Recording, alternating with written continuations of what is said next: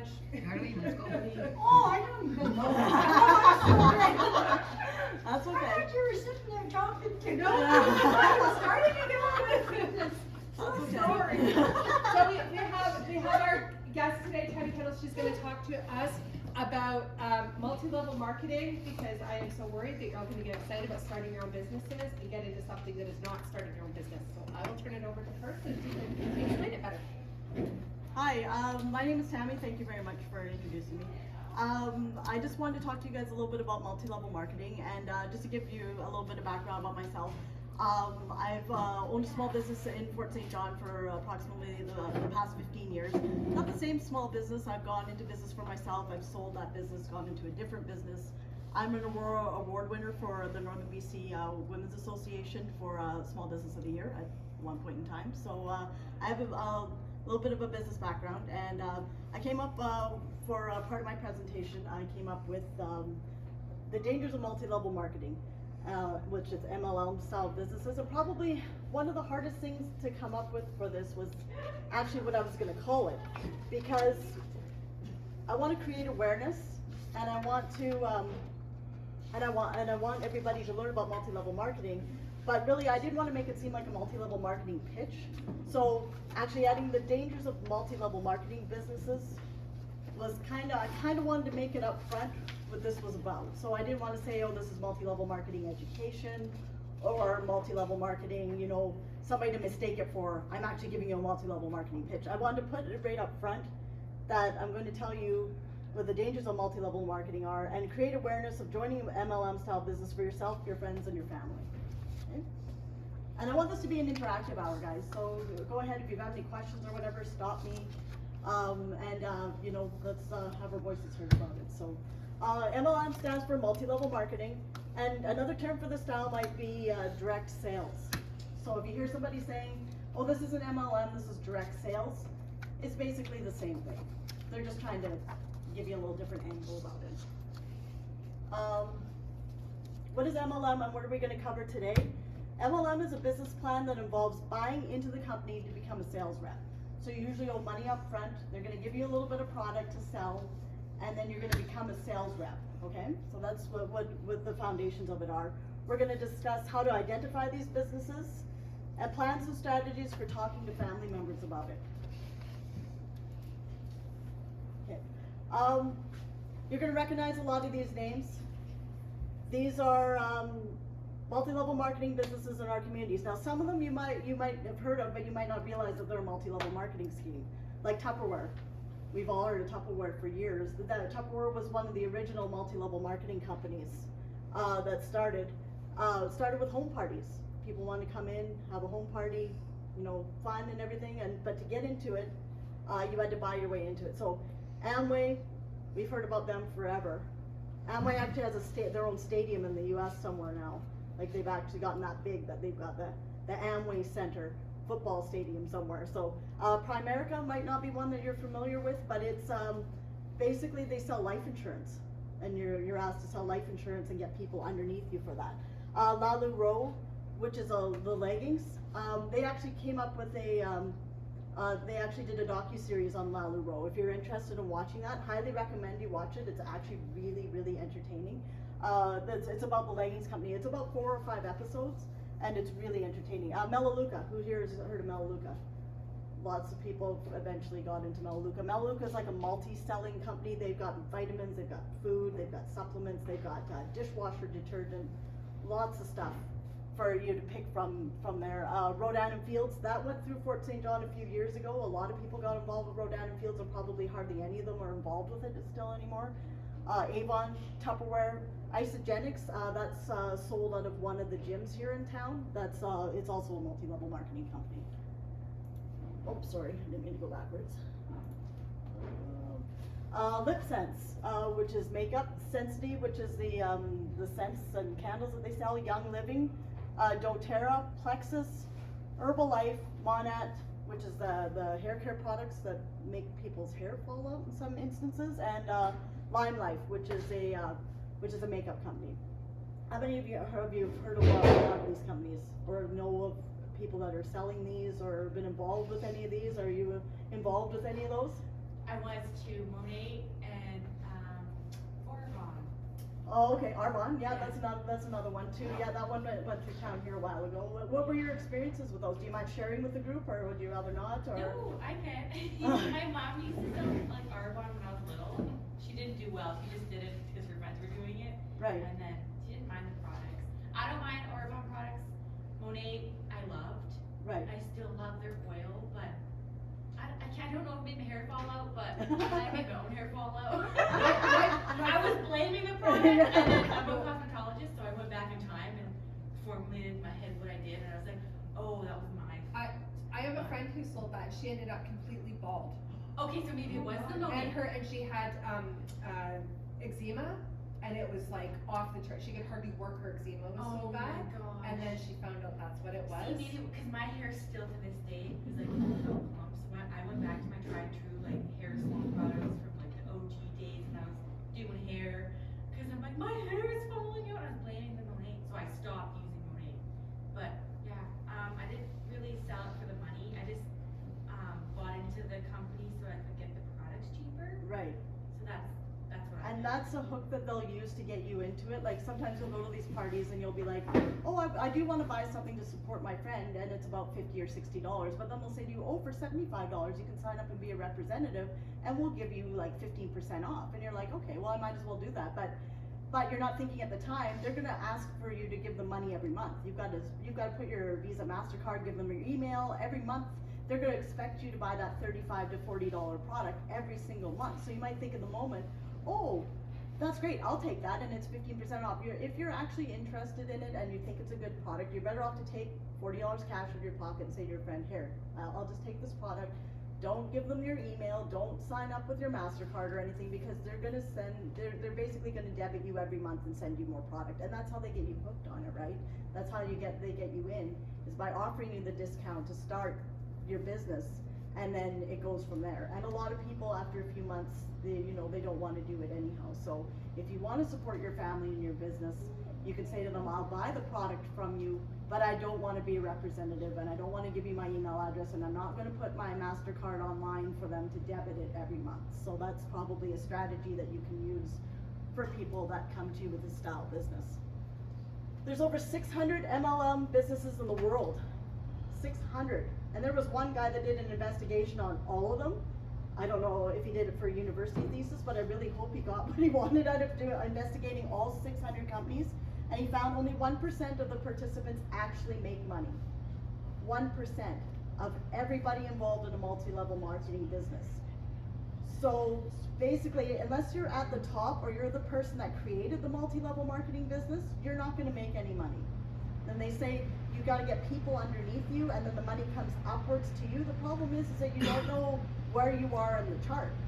You could be up here, you could be down here on some side part, and somebody else is making money off of you, right? And it all funnels to the top. It doesn't come down. It all goes to the top. So only 1%, and you can look up some statistics on your own, and some will say, well, 25% of our reps are making money.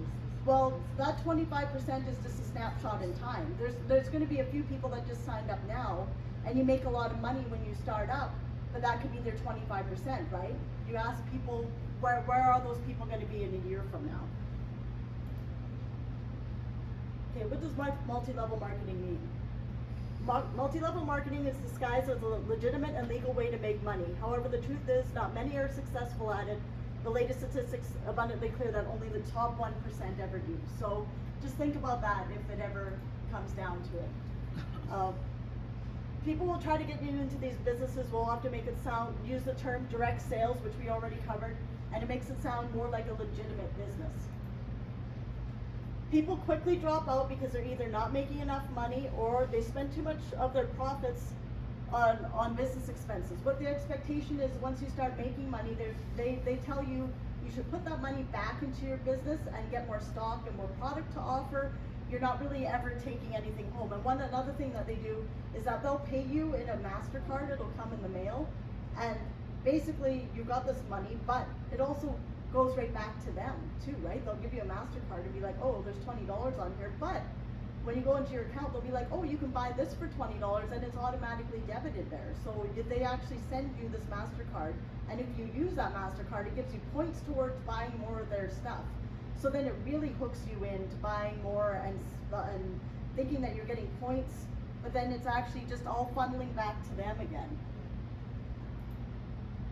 Multi-level marketing networks works by selling products through a vast network of sales agents. They earn a commission every time they sales or recruit somebody into the business. Agents earn a percentage of the product or the value. The rest is going further up the chain. So, does that make sense?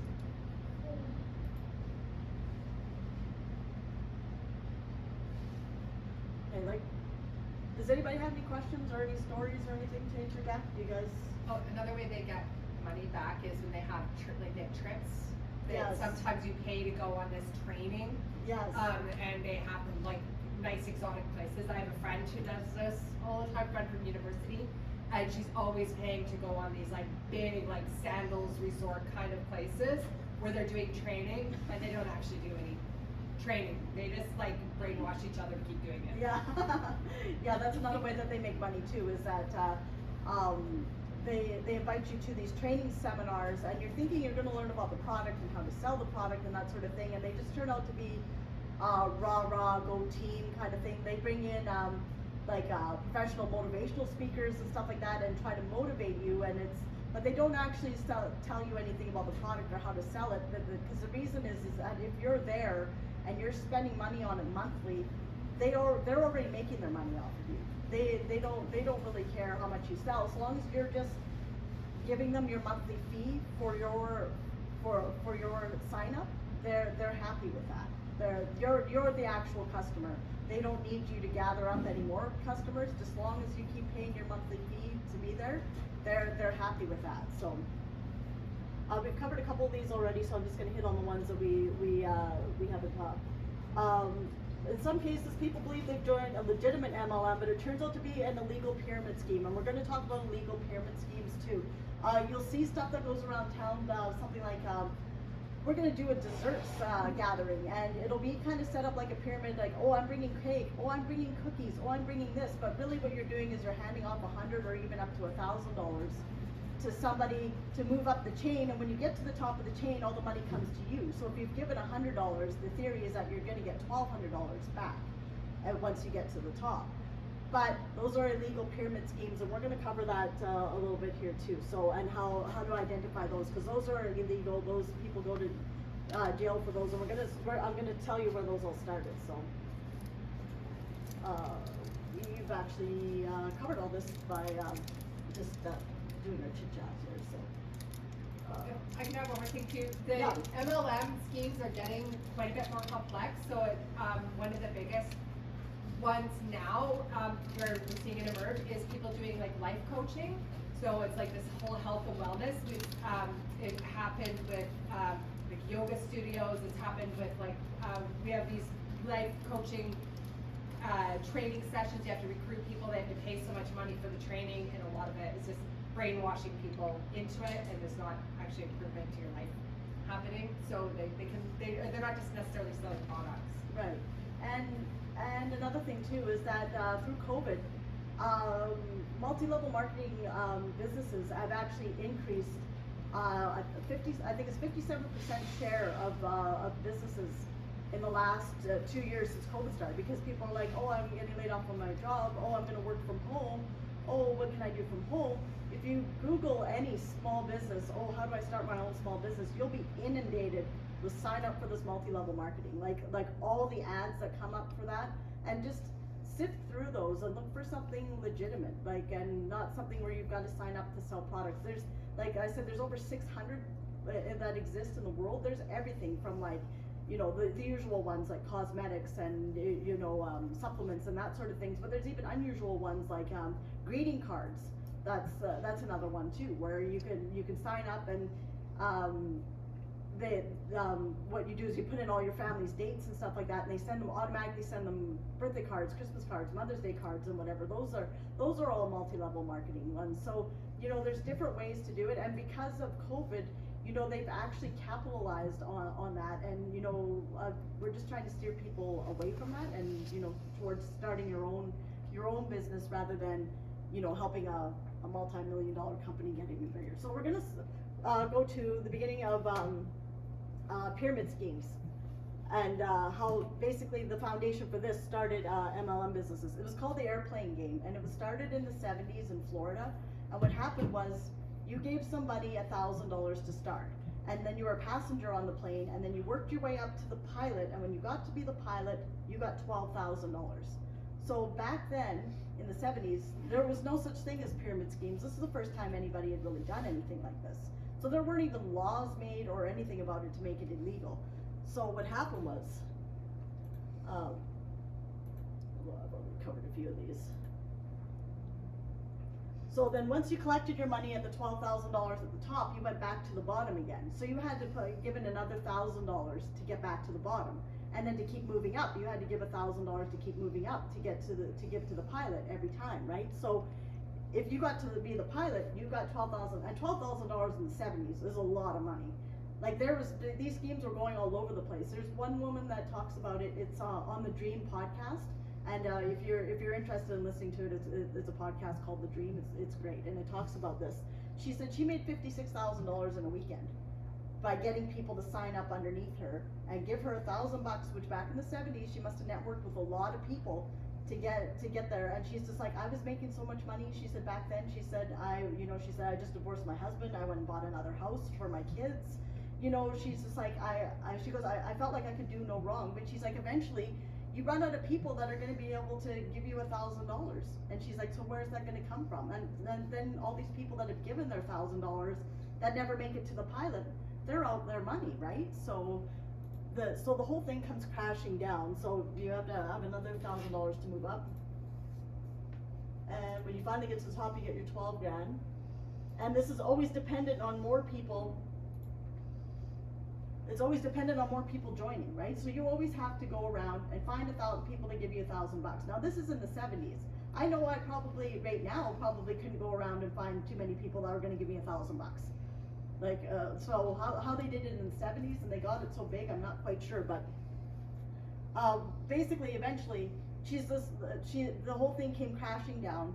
And what happened was, no pun intended, the airplane game did come crashing down, and it eventually ended up with laws against pyramid schemes, and people were arrested and started going to jail, because basically you can't give somebody, the foundation behind the laws is that you can't give somebody money for nothing. You have to make an exchange of goods. And the one lady, the reason why she didn't go to jail is because she was a florist, and every time somebody came to her house to give her $1,000, she would give them a bouquet of flowers in exchange for it. So she didn't go to jail because she was actually giving an actual product, but everybody else that was in the start of that pyramid scheme, there was 4 or 5 other people, they all went to jail. That was the only, because they didn't do a goods exchange. So if anybody's asking for something, for money for nothing, the only thing you're buying is moving yourself up the scale, that's an illegal pyramid scheme. So and basically what's happened is that this business model has been modified just enough to make MLM businesses still legal. And I'll explain to you what happens there.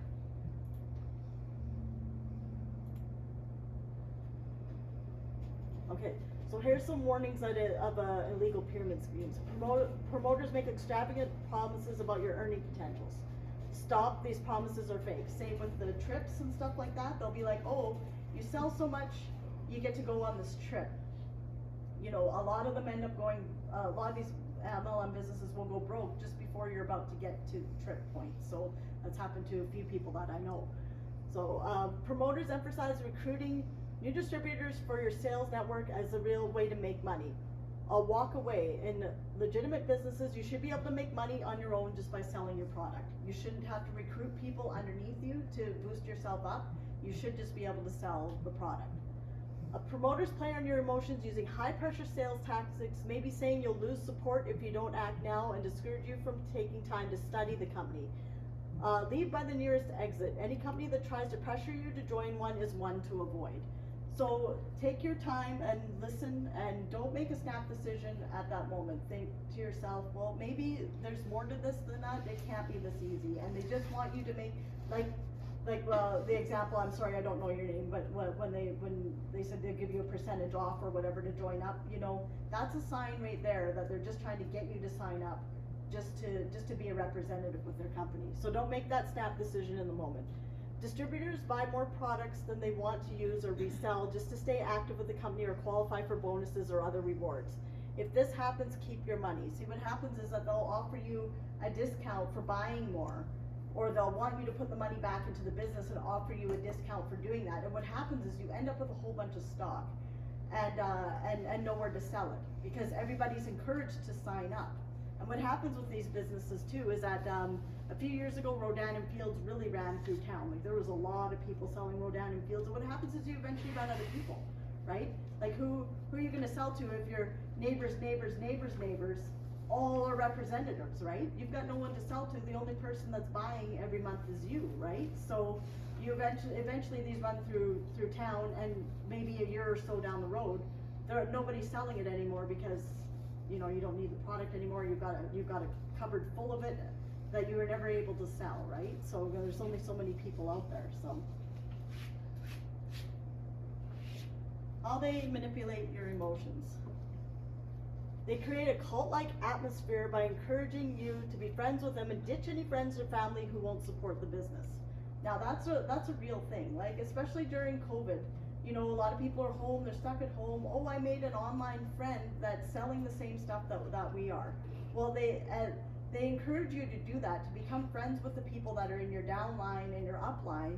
And yeah, and they might be like, oh, well, I have a friend and she's not interested. Well, ditch that friend. You have us now. Like, so they encourage you to be friends with the group in a cult-like kind of atmosphere, and ditch anybody that's not supportive of your business. And I know that that's happened to me personally when I told a friend that I wasn't interested in her business. She quit messaging me, and I'm just like, well, that wasn't that we're still friends as far as I knew, but just because I wasn't going to support her business, you know, she found that more important that she have her business rather than her friends. So, you know, if you see that's happening to somebody, you know, you just need to be a supportive friend as much as possible. But eventually they do end up coming around, and you know, that friend, we're friends again, and she doesn't do that business anymore. So it does happen. You've probably had friends message you on social media about their new business idea, and when you say no, they immediately stop messaging you and move on. That's basically what happened to my friend.